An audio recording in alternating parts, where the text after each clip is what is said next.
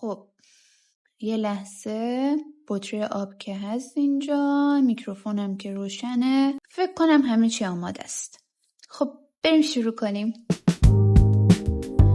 اپیزود اول، چرا بعضی دردها با استراحت خوب نمیشن؟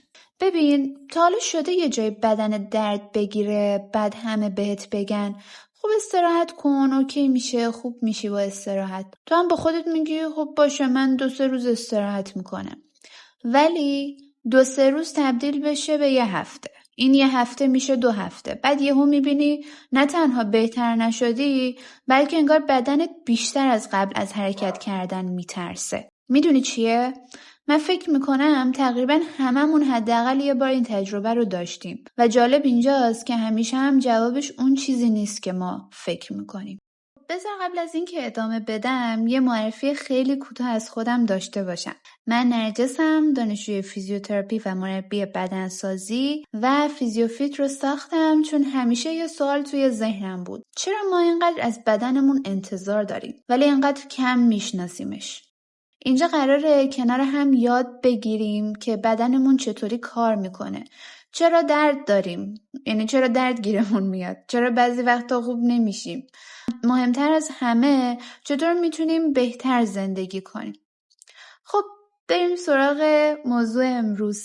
راستش یه چیزی هست که وقتی وارد فیزیوتراپی شدم حسابی ذهنم رو درگیر کرد. اونم این بود که درد همیشه به این معنی نیست که یه جای بدن هنوز آسیب دیده. میدونم شاید اولین باری که این جمله رو میشنوی عجیب باشه، چون از بچگی یاد گرفتیم هر جا درد میکنه یعنی یه چیزی اونجا خراب شده، ولی داستان یکم پیچیده تر از این حرف هست. اصلا بذار یه مثال بزنم. فرض کن خونت یه دزدگیر داره، یه شب یه دزد میاد، دزدگیر شروع میکنه با آژیر کشیدن. خب این دقیقاً همون کاری که اصلا باید انجام بده، چون واقعاً یه خطر وجود داره. اما حالا تصور کن دزد رفته، همه چیز آرومه، ولی اون دزدگیر هنوزم هر چند دقیقه یه بار شروع میکنه با آژیر کشیدن. اینجا دیگه مشکل از دزد نیست، مشکل اینه که دزدگیر زیادی حساس شده. بعضی از دردهای مزمن دقیقاً همین شکلی هن. اوایل درد یه پیام مهم از طرف بدنه، یعنی میگه یه اتفاقی افتاده، یکم مراقب باش. اما بعضی وقتا هم بعد از اینکه بدن تا حد زیادی ترمیم شده، سیستم هشدار بدن هنوز خاموش نشده، انگار هنوز فکر میکنه یه خطری وجود داره و نتیجهش اینه که تو هر روز درد رو حس میکنی. حالا اینجا یه سوال پیش میاد: پس چرا استراحت جواب نمیده؟ چون استراحت برای بعضی آسیب‌ها لازمه، اما وقتی مدت زیادی فقط استراحت میکنیم بدنمون کم کم اعتمادش رو به حرکت از دست میده. عضلات ضعیفتر میشن، مفصل‌ها خشکتر میشن و مغز هم بیشتر از قبل نسبت به حرکت حساس میشه. البته این اصلاً به این معنی نیست که هر دردی رو باید با ورزش درمان کرد.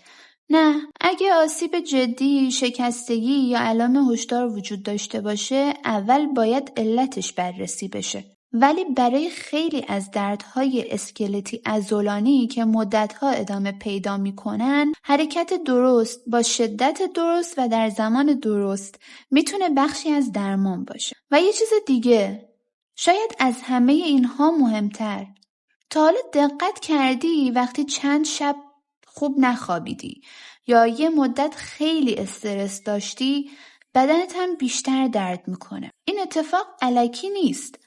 ذهن و بدن بیشتر از چیزی که فکر میکنیم با هم در ارتباطن. برای همین توی فیزیوفیت فقط درباره عضله و مفصل حرف نمیزنیم. درباره خواب، استرس، عادتها و چیزهایی که روی کیفیت زندگیمون اثر میذارن هم صحبت میکنیم.